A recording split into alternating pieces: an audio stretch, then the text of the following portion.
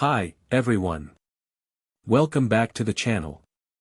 In today's tutorial, we're going to learn how to generate the Fibonacci series in Java. If you're new to the Fibonacci sequence or want to improve your Java programming skills, stick around. Let's get started. The Fibonacci sequence is a series of numbers where each number is the sum of the two preceding ones, usually starting with 0 and 1. So the sequence looks like this: 0, 1, 1, 2, 3, 5, 8, 13, and so on. First, let's look at how to generate the Fibonacci series using an iterative approach.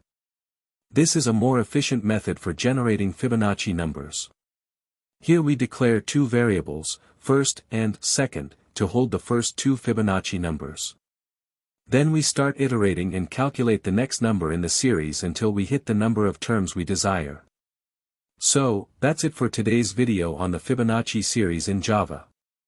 We covered the iterative methods.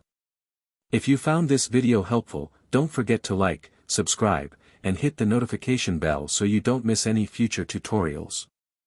Feel free to leave any questions or thoughts in the comments below, and I'll be happy to help.